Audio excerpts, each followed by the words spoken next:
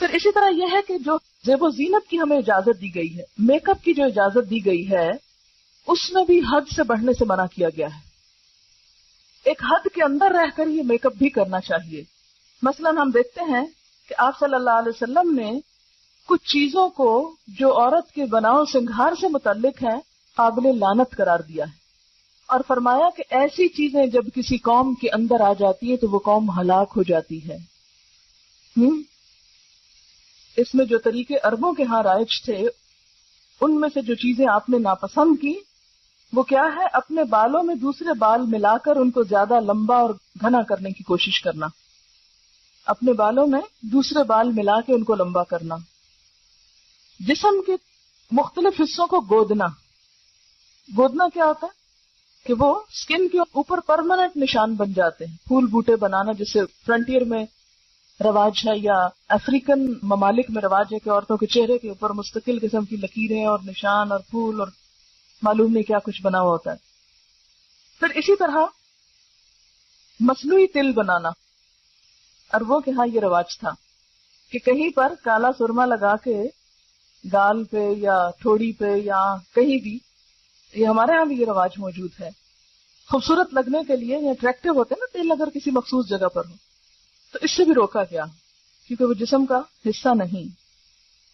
پھر اسی طرح بال اکھاڑ کر بھووں کی خاص وضع بنانا، بھووں کی شیپ بنانا، دانتوں کو گھس گھس کر باریک بنانا، یا دانتوں کے درمیان مصنوعی خلا پیدا کرنا، یعنی دانت کھلے کرنا خوبصورت لگنے کے لیے، یا زعفران یا ورس وغیرہ کے مصنوعی ابٹنے مل کر چہرے پر مصنوعی رنگ پیدا کرنا.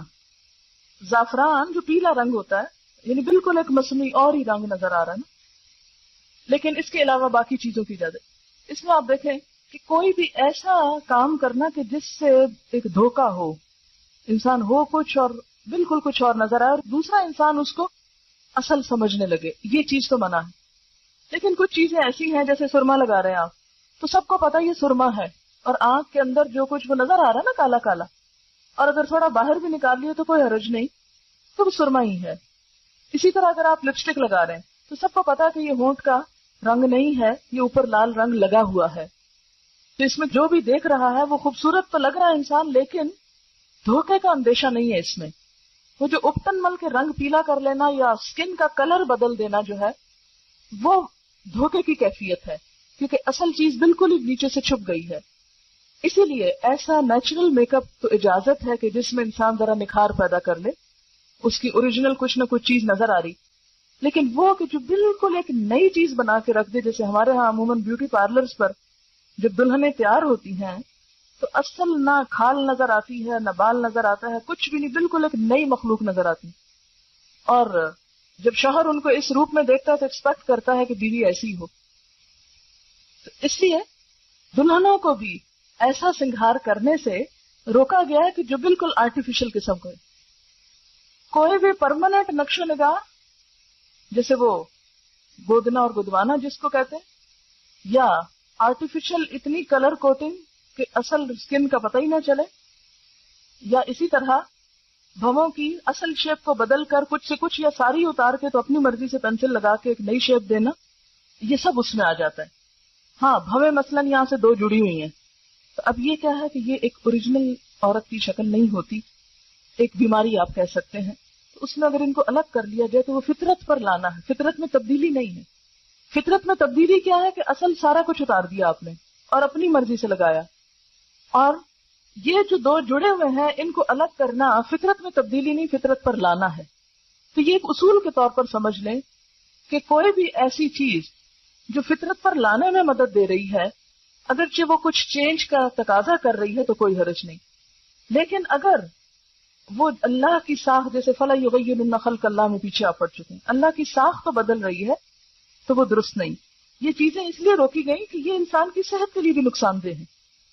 آپ دیکھیں نا اپنے بالوں میں دوسرے کسی مردے کے بال وہ کاٹ کے لے آئے اور لگا دیے آپ نے، تو وہ ایک ہو سکتا ہے کہ آپ کے اور اس کی جو جسم کی بیماریاں ہیں یا اور چیزیں ہیں ان میں کچھ فرق ہو تو وہ دوسرے کے بالوں سے ٹرانسفر ہو کر آپ کے اندر چلے جائیں.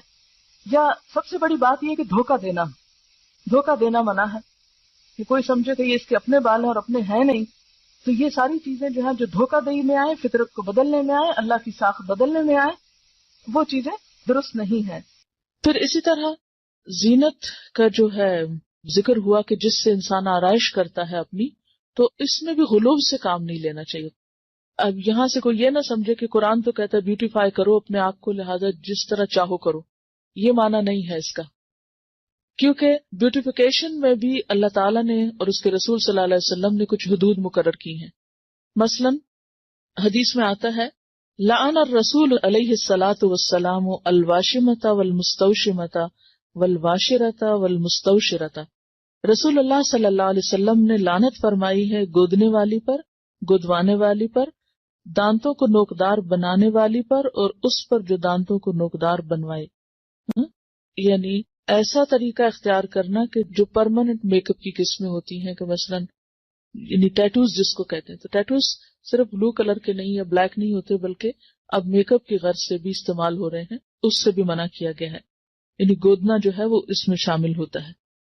اور اسی طرح جو دوسری چیز ہے دانتوں کو نوکدار بنوانا، یہ اس دور میں لوگ کیا کرتے تھے، گھسا گھسا کے دانتوں کی شیپ فرق کر لیتے تھے.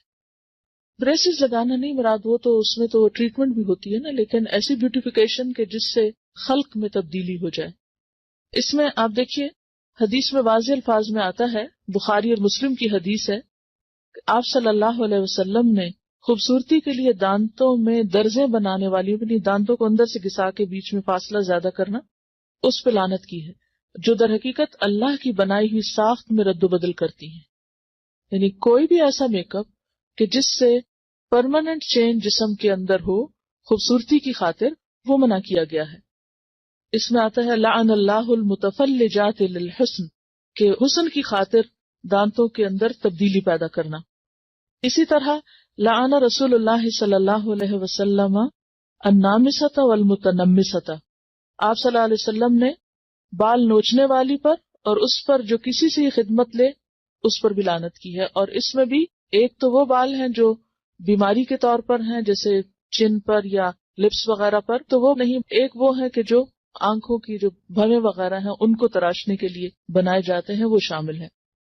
نہیں، ویکسنگ نہیں آتی کیونکہ وہ اذیت کا سبب ہے نا. جو بال اعضاء میں آتے ہیں کہ عورت کو مرد بنا دے، یعنی بازوؤں پر یا چہرے پر ایسے بال کہ جو عورت کو عورت نہیں بلکہ مردوں سے مشابہ کر دیں، ان کو اتارنے کی اجازت ہے، اس سے منع نہیں کیا گیا. بلکہ اس میں آپ دیکھیے کہ طبرانی کی روایت ہے کہ ابو اسحاق کی بیوی جو نوجوان تھی اور خوبصورتی کی شائق تھی، حضرت عائشہ کی خدمت میں حاضر ہوئی اور پوچھا کہ عورت اپنے شوہر کے لیے اپنے رخسار کے بال، رخسار کہتے ہیں نا چیکس کو، صاف کر سکتی ہے؟ حضرت عائشہ نے فرمایا اذیت کو ممکنہ حد تک دور کرو، کیونکہ یہ اذیت کا باعث ہے. یعنی عورت کے منہ پر بال جو ہیں وہ مرد کے لیے اذیت کا باعث ہے. تو یہ کتاب اللباس فتح الباری میں روایت آئی ہے، تو اس کی اجازت ہے. اسی طرح بالوں میں بال جوڑنا جو ہے، جوڑا بنانا یا بالوں کو کسی بھی طرح پیچ کر کے اس میں لگا کے خوبصورت بننا جو ہے، وہ بھی منع ہے. حدیث میں آتا ہے، بخاری کی روایت ہے، اللہ تعالیٰ نے بال جوڑنے والی اور جڑوانے والی عورت پر لعنت فرمائی ہے. اور اس میں آپ دیکھیے کہ ان ساری جو احادیث ان میں ایک چیز مشترک ہے، اور وہ کیا ہے؟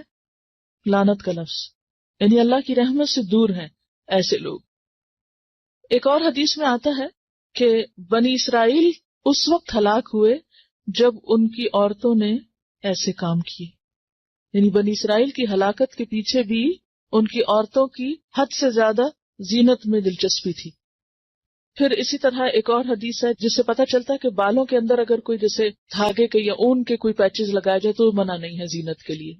جیسے چٹیا ڈالتے ہیں یا مہندی یا پراندہ یا وہ جو کلپس وغیرہ ڈالتے ہیں یا بیڈز ڈالتے ہیں، اس سے منع نہیں کیا گیا کیونکہ وہ پتہ چل رہا ہے کہ کوئی ایکسٹرا چیز ہے.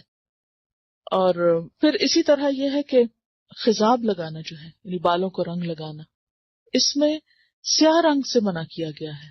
لیکن جو نیچرل کلر ہے جیسے مہندی ہے یا کوئی بھی نیچرل کلر ہے، اس کی اجازت ہے. بالکل ٹوٹلی کالا کرنا جو ہے وہ منع ہے، مگر کالے کے علاوہ اور رنگ جو ہے ان کی رخصت ملتی ہے. اس میں ہم دیکھتے ہیں کہ واضح طور پر حکم ہے. ابو ہریرہ کی روایت ہے کہ نبی صلی اللہ علیہ وسلم نے فرمایا، یہود و نصارہ خضاب نہیں لگاتے تم ان کے خلاف طرز عمل اختیار کرو، یعنی بال سفید رکھنا پسندیدہ نہیں، ان کو رنگنا زیادہ پسندیدہ ہے. ٹھیک ہے، یعنی بعض لوگوں کا خیال یہ ہے کہ کلر کرنا جو ہے، یہ خضاب لگانا جو ہے، وہ شاید تقوی کے خلاف ہے. تو اس کے برعکس آپ نے کیا فرمایا کہ یہود و نصارہ اس کو نہیں پسند کرتے، کیونکہ ان کے ہاں بزرگی کی علامت کیا ہے کہ اپنے بال وائٹ کر لو. لیکن آپ نے کیا فرمایا کہ نہیں، تم رنگو. اور اس میں ہم دیکھتے ہیں کہ حضرت ابوبکر اور حضرت عمر خضاب لگاتے تھے، لیکن بعض صحابہ کو پسند نہیں تھا، جیسے طبعی طور پر جیسے حضرت علی ہیں، ابی ابن کعب، حضرت انس، ان کو پسند نہیں تھا. تو یہ نہیں کہا گیا کہ تم ضرور لگاؤ، یعنی تاکید بھی نہیں کی کہ کیوں. اگر کوئی اس لیے نہیں کر رہا، یعنی کسی اور قوم کی مشابہت میں نہیں کر رہا، اپنی ذاتی دلچسپی کی بنا پر اس کو نہیں شوق لگانے کا، تو اس کے لیے رعایت ہے.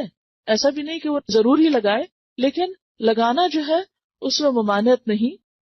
ہاں، اب کیا لگایا جائے اور کیا نہ لگایا جائے اس کے اوپر توجہ کرنے کی ضرورت ہے. اور اس میں خاص طور پر جو صحیح مسلم میں روایت آتی ہے کہ بالوں کا رنگ بدل دو لیکن سیاہ خضاب سے پرہیز کرو، بالکل بلیک نہیں لگاؤ. امام زہری فرماتے ہیں جب تک ہمارا چہرہ تر و تازہ تھا ہم سیاہ خضاب استعمال کرتے، لیکن جب سے چہرے اور دانتوں میں تغیر آ گیا ہم نے اس کا استعمال چھوڑ دیا. بالکل بلیک سے کیوں منع کیا گیا؟ کیونکہ یہ بھی ایک طرح سے دھوکہ دینے والی بات ہو جاتی ہے. آپ نے فرمایا بہترین چیز جس سے تم سفید بالوں کا رنگ بدل سکتے ہو وہ حنا اور کتم ہے. کتم جو ہے یہ یمن کی ایک بوٹی ہوتی ہے جس کا ریڈش بلیک کلر ہوتا ہے، سیاہ مائل بسرخ ہوتا ہے. اور حنا کا رنگ تو سب کو معلوم ہے.